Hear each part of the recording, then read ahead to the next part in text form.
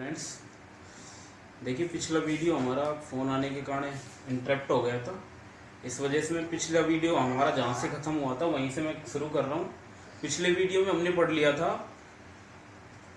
बिंदु आवेश के कारण विद्युत क्षेत्र की तीव्रता का व्यंजक, और वो आया था हमारे पास KQ/R²।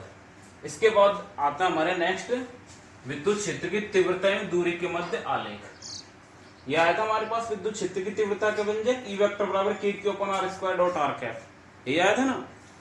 अब हम पढ़ रहे हैं तीव्रता एवं दूरी के मध्य आलेख कैसे बनाते हैं। ठीक है, जैसे ये मैंने कोई आलेख बना दिया, ये x अक्ष पे तो मैंने ले लिया दूरी r, और ये ले लिया मैंने E वेक्टर y अक्ष का, ये मूल बिंदु हो गया O।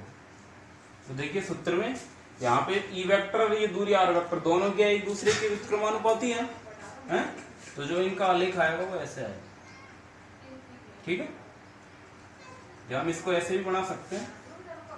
यदि हम आलेख 1/r दूरी के व्युत्क्रम और विद्युत क्षेत्र के मध्य में खींचते हैं तो कैसा प्राप्त होगा। देखिए ये r वेक्टर होगी दूरी, ये मूल बिंदु O। यदि इसको 1/r कर दें तो आलेख कैसा आ जाएगा, सीधा ऐसा। ठीक है, दोनों में के आप कोई सा भी आलेख बना सकते हैं। ठीक है, इसके बाद चलते हैं हम नेक्स्ट टॉपिक।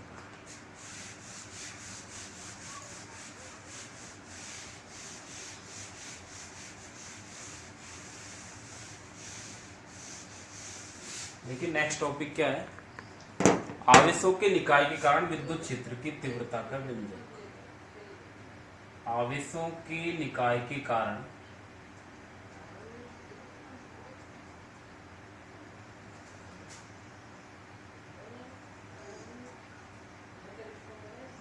विद्युत क्षेत्र की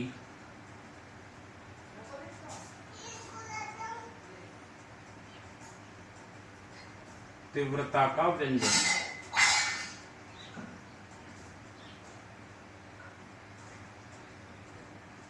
ठीक है, अब देखो इसे निम्न चित्र की सहायता से समझते हैं या ज्ञात करते हैं। हम व्यंजक निकालना है हमको, तो इसे निम्न चित्र की सहायता से ज्ञात करते हैं। ये मैं चित्र बना लेता हूँ, चित्र समझ लीजिए। यदि चित्र आपने समझ लिया तो समझो आपका क्वेश्चन भी हो गया। ठीक, ये कोई मैंने आवेशों का निकाय बना लिया जो बहुत सारे आवेशों से मिलकर बना हुआ है। मैं मान लेता हूं कोई भी निकाय है जो n आवेशों से मिलकर बना हुआ है। कितने आवेशों से? n आवेश। और जो n आवेश हैं उन n आवेशों की निकाय में स्थित बिंदु O से दूरी क्रम से क्या क्या है। मैं मान लेता हूं ये निकाय का बिंदु क्या है, O। इसमें एक आवेश मैंने मान लिया ये Q1। ठीक है, ये मूल बिंदु हो गया O। आवेश Q1 की मूल बिंदु से दूरी है R1। ऐसे दूसरा आवेश मैंने ले लिया Q2। आवेश Q2 की दूरी है मान लीजिए R2। तीसरा आवेश मैंने ले लिया Q3। कौन सा ले लिया? Q3। इसकी दूरी है R3। मूल बिंदु O से दूरी की बात कर रहा हूं, ध्यान रखने। ऐसे मैंने nवा आवेश ले लिया Qn। कौन सा आवेश ले लिया? Qn। इसकी मूल बिंदु से दूरी है Rn। कितनी है मूल बिंदु से दूरी? Rn। ठीक है, कोई भी निकाय है जो बहुत सारे या n आवेशों से मिलकर बना है, जहां पे आवेश Q1 की मूल बिंदु से दूरी R1, Q2 की R2, Q3 की R3, Qn की Rn है, तथा इनके कारण उत्पन्न विद्युत क्षेत्र क्रम से। Q1 के कारण उत्पन्न विद्युत क्षेत्र मैंने मान लिया E1 वेक्टर, Q2 के कारण मान लिया E2 वेक्टर, Q3 के कारण ऐसे ही हो जाएगा E3 वेक्टर, और Qn के कारण हो जाएगा क्या, En वेक्टर। ठीक है, ये कोई मैंने डायग्राम बना दिया। आवेशों का निकाय है जो कि n आवेशों से मिलकर बना है, जो कि क्रम से Q1, Q2, Q3 dot dot dot क्या है, Qn है। आवेश Q1 की बिंदु से दूरी R1, Q2 की R2, Q3 की R3, Qn की Rn, तथा इनके द्वारा उत्पन्न विद्युत क्षेत्र क्रम से E1 vector, E2 vector, E3 vector और En वेक्टर। ठीक है, अतः आवेश Q1 के कारण उत्पन्न विद्युत क्षेत्र E1 क्या हो जाएगा, E1 वेक्टर बराबर। अभी हमने पढ़ा था बिंदु आवेश के कारण उत्पन्न विद्युत क्षेत्र पढ़ा था कि नहीं?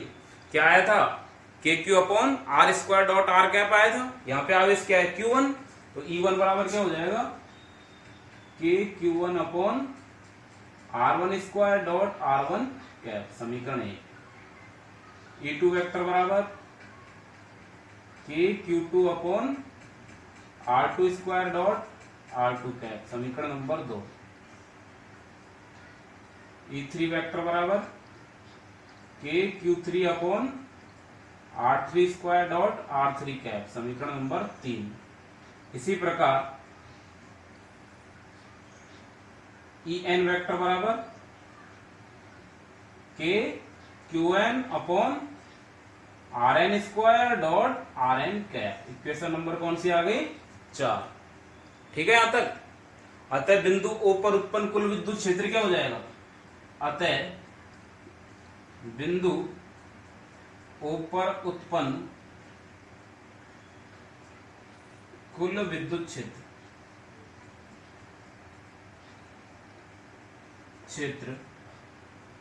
की तीव्रता E वेक्टर, कुल निकालेंगे तो सबका क्या कर देंगे? योग। E वेक्टर बराबर क्या आ जाएगा? E1 vector plus E2 vector plus E3 vector plus dot dot dot plus En vector, equation number 5। अब हम क्या करेंगे? समीकरण 5 में वैल्यू पुट कर देंगे। जो जो मान हमने निकाल रखे हैं उन सबके मान को समीकरण 5 में रख दो, बस सोल्व कर दीजिए। यहां पे लिख देता हूं मैं। इक्वेशन 5 में मान रखने पर मान रख दो। E वेक्टर बराबर E1 की जगह k q1 upon r1 square dot r1 cap plus k q2 upon r2 square dot r2 cap plus k q3 upon r3 square dot r3 cap plus dot dot dot plus k qn upon rn square dot rn cap. ठीक है यहां तक। अब देखो इन सब में k common आ रहा है, इसको बाहर ले लीजिए। E वेक्टर बराबर k को मैंने बाहर ले लिया, यहां पे क्या बचेगा?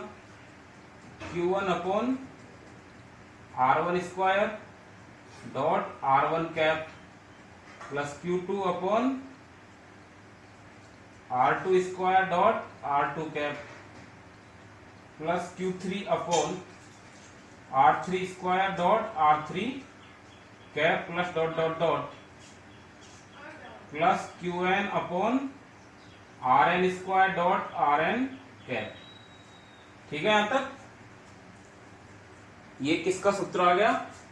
विद्युत क्षेत्र की तीव्रता का व्यंजक आ गया आवेशों के निकाय के कारण। या इसको हम शॉर्ट रूप में भी लिख सकते हैं, या E वेक्टर बराबर, देखो k का मान क्या होता है? 1/4 pi epsilon not, 1/4 pi epsilon not. ये अलजेब्रिक सम के रूप में लिख दिया मैंने। I बराबर 1 से लेके n आवेश हो सकते हैं यहाँ पे, तो क्या आ जाएगा? QI बटे RI square dot RI cap. ठीक है।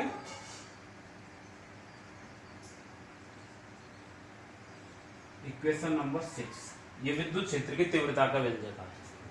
आप यहां तक भी कर सकते हो, यहां तक भी कर सकते हो, कुछ नहीं। ये केवल आपको चित्र बनाना है, चित्र बना लिया तो आगे की चीज अपने आप हो जाएगी। तो विद्युत क्षेत्र की तीव्रता का व्यंजक आ गया। ये भी अध्यारोपण के सिद्धांत का पालन करता है। अध्यारोपण का सिद्धांत क्या हो जाएगा? आवेशों के निकाय के कारण किसी बिंदु पर उत्पन्न विद्युत क्षेत्र अलग अलग आवेशों के कारण उत्पन्न विद्युत क्षेत्र के सदिश योग के क्या होता है? तुल्य होता है, क्योंकि सबका योग करने पर ही तो कुल विद्युत क्षेत्र आ रहा है। तो ये आवेशों के निकाय के कारण जो विद्युत क्षेत्र की तीव्रता का व्यंजक आता है, वो भी अध्यारोपण के सिद्धांत का क्या करता है? पालन करता है।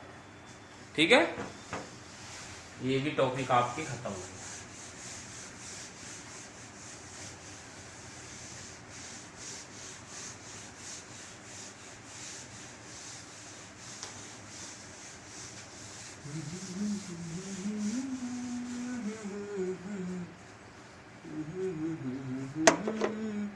अब देखिए नेक्स्ट टॉपिक पर चलते हैं। नेक्स्ट टॉपिक है हमारा नेक्स्ट टॉपिक है विद्युत बल रेखाएं। क्या है नेक्स्ट टॉपिक? विद्युत बल रेखाएं या विद्युत क्षेत्र रेखाएं। विद्युत बल रेखाएं या विद्युत क्षेत्र रेखाएं।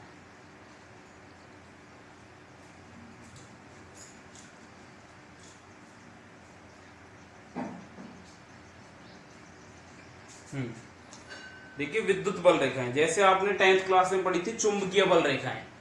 चुंबकीय बल रेखाएं किसके चारों ओर उत्पन्न होती है? चुंबक के चारों ओर उत्पन्न होती है। उसी तरीके से जो विद्युत बल रेखाएं या विद्युत क्षेत्र रेखाएं होती है वो किसके चारों ओर उत्पन्न होती है? आवेश के चारों ओर उत्पन्न होती है। किसके चारों ओर? आवेश के चारों ओर।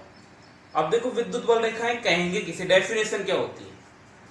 तो जैसे ये कोई भी आवेश होता है, ये मैंने कोई प्लस की आवेश ले लिया, ठीक है, इसके चारों ओर ये कोई विद्युत क्षेत्र हो गया, ठीक है। अब ये जो विद्युत क्षेत्र होता है किसी भी, जैसे चुंबक के चारों ओर चुंबकीय क्षेत्र होता है, हमको दिखाई देता है क्या? नहीं दिखाई देता है। वैसे ही विद्युत क्षेत्र भी हमको दिखाई नहीं देता है। तो विद्युत क्षेत्र क्या होती है, विद्युत बल रेखाएं क्या होती है? काल्पनिक रेखाएं होती है। हम केवल कल्पनाएं करके चलते हैं। तो आवेश के चारों ओर स्थित वे काल्पनिक रेखाएं जो विद्युत क्षेत्र की दिशा और उपस्थिति को दर्शाती है। किसको? विद्युत क्षेत्र की उपस्थिति को दर्शाती है और किसको दर्शाती है? दिशा को। कौन सी रेखाएं कहलाती है? विद्युत बल रेखाएं या विद्युत क्षेत्र रेखाएं कहलाती है। ठीक है, समझने की कोशिश करना, अपने आप याद हो जाएगी। देखो ये आवेश है, आवेश के चारों ओर ये क्या है? विद्युत क्षेत्र है। ठीक है, विद्युत क्षेत्र में जो विद्युत बल रेखाएं होती है वो हमको दिखाई नहीं देती, मतलब ये काल्पनिक होती है। और ये क्या बताती है? विद्युत बल रेखाएं विद्युत क्षेत्र की उपस्थिति को दर्शाती है कि विद्युत क्षेत्र उपस्थित है या नहीं है, तथा विद्युत क्षेत्र जो होता है उसकी क्या दर्शाती है? दिशा को दर्शाती है। तो डेफिनेशन क्या हो जाएगी? आवेश के चारों ओर, किसके चारों ओर? आवेश के चारों ओर स्थित वह क्षेत्र या आवेश के चारों ओर उपस्थित वे काल्पनिक रेखाएं, आवेश के चारों ओर उपस्थित वे काल्पनिक रेखाएं जो विद्युत क्षेत्र की उपस्थिति एवं दिशा को दर्शाती है, कौन सी रेखाएं कहलाती है? विद्युत क्षेत्र रेखाएं या विद्युत बल रेखाएं कहलाती है। अंडरस्टैंड? इसके बाद में इसकी एक और डेफिनेशन होती है। एक और डेफिनेशन क्या होती है? घूमने फिरने के लिए स्वतंत्र एकांक धनावेश जिस पथ पर चलता है। क्योंकि जो बल विद्युत बल रेखाएं होती है वो सदैव धनावेश से उत्पन्न होती है और धनावेश से चलकर किस पर समाप्त होती है? ऋणावेश पर। ठीक है, तो ये धनावेश से चलकर ऋणावेश पर जो रेखाएं जाती है वो जिस पथ पर चलती है, जिस पथ पर चलती है उसी पथ को, जैसे इस पथ पर चलती है तो ये पथ कौन सा पथ कहलाएगा? विद्युत बल रेखाएं। दूसरी डेफिनेशन क्या हो जाएगी? घूमने फिरने के लिए स्वतंत्र एकांक धनावेश जिस पथ पर चलता है उस पथ को ही क्या कहते हैं? विद्युत बल रेखाएं या विद्युत क्षेत्र रेखाएं कहते हैं। अंडरस्टैंड? या पहली डेफिनेशन क्या हो जाएगी? आवेश के चारों ओर स्थित वे काल्पनिक रेखाएं जो विद्युत क्षेत्र की उपस्थिति एवं किसको दर्शाती है? दिशा को दर्शाती है। कौन सी रेखाएं कहलाएंगी? विद्युत बल रेखाएं या विद्युत क्षेत्र रेखाएं कहलाती। ठीक है, ये तो होगी इनकी डेफिनेशन। अब बात होती है इनकी विशेषताओं की। विद्युत बल रेखाओं की विशेषताएं, क्या क्या विशेषताएं होती हैं? विशेषताएं,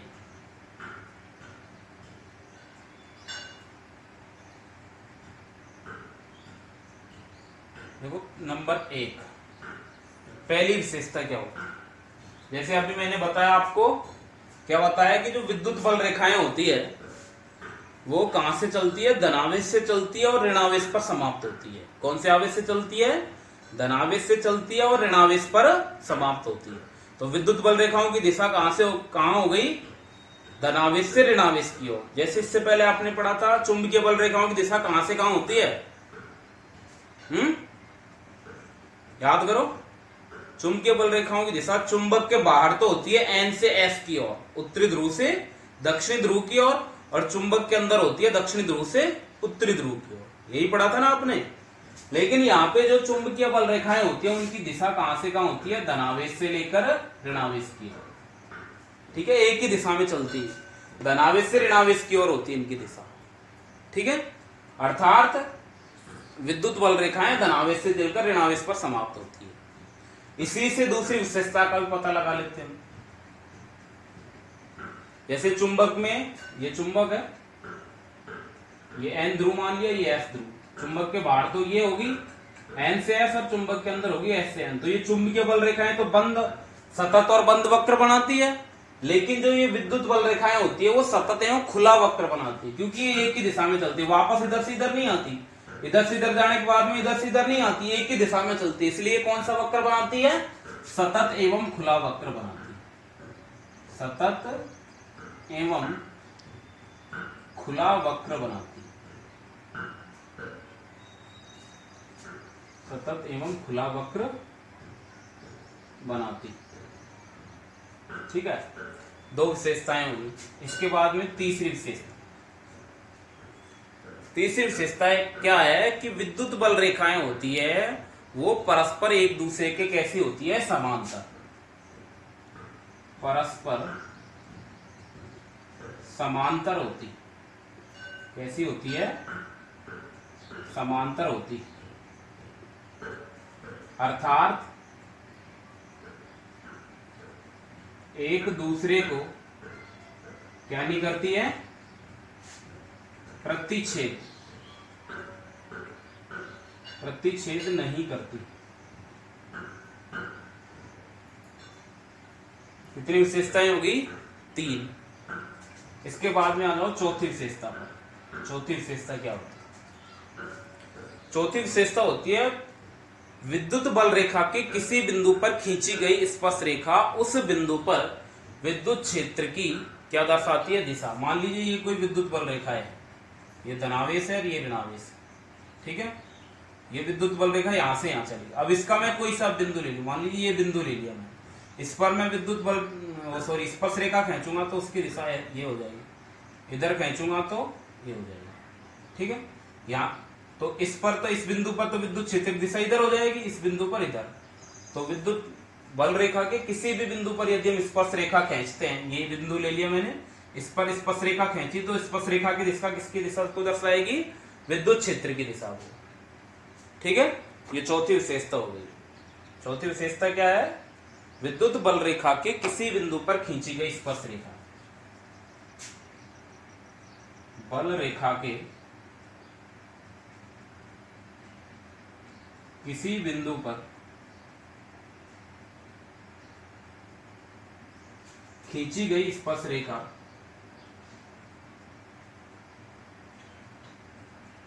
कौन सी रेखा? स्पर्श रेखा उस बिंदु पर किसकी दिशा को दर्शाती है? विद्युत क्षेत्र की दिशा दर्शाती है। क्षेत्र की दिशा दर्शाती। ठीक है, इसके बाद आती है पांचवी बात या पांचवी विशेषता। पांचवी विशेषता क्या होती है? विद्युत बल रेखाएं जिस तल से निकलती है या जिस तल में प्रवेश करती है। मान लीजिए इस तल से निकल रही है, ठीक है, ये आवेश हो गए, इससे निकलेंगी तो क्या होगी? जिस तल से निकलती है, जिस पृष्ठ से निकलती है, उस पृष्ठ के कैसी होती है? लंबवत। कैसी होती है? लंबवत। और जिस तल में प्रवेश करती है, मान लीजिए धनावेश ऋणावेश में प्रवेश करेंगी तो उसके भी कैसी होती है? लंबवत होती है। ठीक है, तो विद्युत बल रेखाएं, विद्युत बल रेखाएं जिस तल से निकलती हैं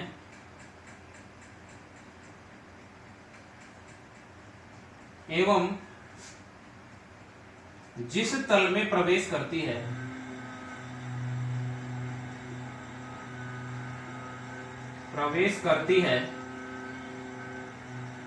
उसके कैसी होती है? लंबवत। उसके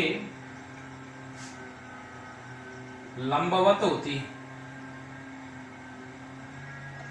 ठीक है, इसके बाद छठी विशेषता की मैं बात करता हूं।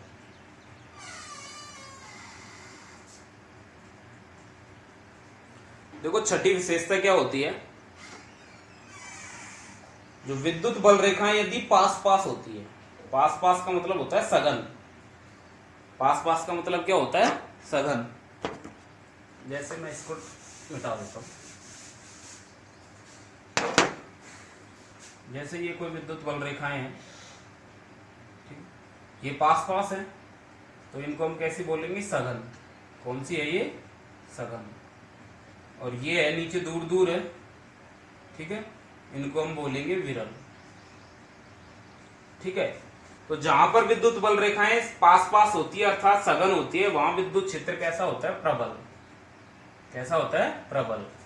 छठी विशेषता कैसी होती है, सघन होने पर कैसा होगा, प्रबल। और जहां पे दूर दूर अर्थात विरल होती है, वहां पे चुंबकीय क्षेत्र कैसा, सॉरी विद्युत क्षेत्र कैसा होता है, दुर्बल। सातवीं विशेषता कैसी होती है, विरल होने पर कैसा होगा, दुर्बल। ठीक है, ये विद्युत बल रेखाओं की विशेषताएं होंगी। एक बार मैं दोबारा डिफाइन कर देता हूं। देखिए क्या होता है, सबसे पहले विद्युत बल रेखाएं किसे कहते हैं, आवेश के चारों ओर स्थित वे काल्पनिक रेखाएं जो विद्युत क्षेत्र की उपस्थिति एवं दिशा को दर्शाती है। कौन सी रेखाएं कहलाएंगी, विद्युत बल रेखाएं। कौन सी रेखाएं, विद्युत बल रेखाएं कहलाती है। ठीक है, इसके अलावा मैंने एक और डेफिनेशन बताई थी, घूमने फिरने के लिए स्वतंत्र एकांक धनावेश। क्या, घूमने फिरने के लिए स्वतंत्र एकांक धनावेश जिस पथ पर चलता है उस पथ को ही हम क्या कहते हैं, विद्युत बल रेखाएं या विद्युत क्षेत्र रेखाएं कहते हैं। अंडरस्टैंड। इसके बाद में बात आती है विद्युत बल रेखाओं की विशेषताओं की। तो पहली विशेषता क्या है कि विद्युत बल रेखाएं कौन से आवेश से कौन से आवेश की ओर चलती है, धनावेश से ऋणावेश की ओर चलती है। मतलब विद्युत बल रेखाओं की दिशा कहां से कहां होती है, धनावेश से ऋणावेश की ओर। ठीक है, दूसरी विशेषता, अभी हमने पढ़ा विद्युत बल रेखाओं की दिशा धनावेश से ऋणावेश की ओर होती है, इसके कारण ये सतत एवं खुला वक्र बनाती है। दूसरी विशेषता क्या है, विद्युत बल रेखाएं सतत एवं खुला वक्र बनाती है। ठीक है, तीसरी विशेषता है विद्युत बल रेखाएं परस्पर कैसी होती है, समांतर होती है। विद्युत बल रेखाएं परस्पर कैसी होती है, समांतर होती है। और समांतर होने के कारण ये एक दूसरे को क्या नहीं करती है, प्रतिच्छेद नहीं करती है। ठीक है, हाँ। इसके बाद में आता है नंबर 4। हाँ, इससे के अलावा एक चीज और बता देता हूं, पूछ लेते हैं, कई बार पूछा भी है क्वेश्चन। क्या कारण है कि विद्युत बल रेखाएं एक दूसरे को प्रतिच्छेद नहीं करती। क्या कारण है कि विद्युत बल रेखाएं एक दूसरे को क्या नहीं करती है, प्रतिच्छेद नहीं करती है। इसका क्या कारण है, तो इसका कारण क्या होता है, हमने पढ़ा कि चूंकि विद्युत बल रेखाएं परस्पर कैसी होती है, समांतर होती है। और यदि ये एक दूसरे को प्रतिच्छेद करेंगी तो प्रतिच्छेदी बिंदु पर विद्युत क्षेत्र की कितनी दिशाएं होंगी, 2, जो कि संभव नहीं है क्योंकि विद्युत क्षेत्र की दिशा क्या होती है, एक ही होती है। ठीक है, जैसे फॉर एग्जांपल मैं बता दूं, इधर समझ, जैसे एक विद्युत बल रेखा ये है, एक विद्युत बल रेखा यहाँ पे प्रतिच्छेद कर रही है। ठीक है, तो इस विद्युत बल रेखा की दिशा, मान लीजिए इस पर मैं विद्युत बल स्पर्श रेखा खींचूंगा तो इधर हो जाएगी, और इस पर स्पर्श रेखा खींचूंगा तो इधर हो जाएगी। ठीक है, इसकी दिशा इधर हो जाएगी। अब यहाँ पे खींचूंगा मैं तो इधर होगी ना दिशा, तो दोनों से अपोजिट आ रही है, तो अलग अलग आ रही है ना दिशा। प्रतिच्छेदी बिंदु पर विद्युत क्षेत्र की दिशा क्या हो जाएगी, अलग अलग। तो ये ऐसा संभव नहीं है। ठीक है, इसके बाद चौथी विशेषता, विद्युत बल रेखा के किसी बिंदु पर खींची गई स्पर्श रेखा उस बिंदु पर विद्युत क्षेत्र की किसको दर्शाती है, दिशा को दर्शाती है। ठीक है, नेक्स्ट, विद्युत बल रेखाएं जिस तल से निकलती है या जिस तल में प्रवेश करते हैं उस तल के सदैव कैसी होती है, लंबवत होती है। कैसी होती है, लंबवत होती है। इसके बाद छठी विशेषता क्या है कि जहां पर विद्युत बल रेखाएं पास पास होती है, पास पास का मतलब होती है सघन, तो जहां पे सघन होती है वहां पे विद्युत क्षेत्र कैसा होगा, प्रबल। और छठी विशेषता ये होगी, सातवीं क्या है, विद्युत बल रेखाएं जहां दूर दूर होती है अर्थात विरल होती है, वहां चुंबकीय क्षेत्र कैसा होता है, विरल होता है। अंडरस्टैंड। ये आपके हो गया विद्युत बल रेखाएं एवं विद्युत बल रेखाओं की विशेषता है। ठीक है, तो आज की क्लास हम यहीं पे समाप्त करते हैं। धन्यवाद। अगली क्लास नेक्स्ट वीडियो में। ठीक है। और इस चैनल को लाइक एवं सब्सक्राइब जरूर करें। धन्यवाद।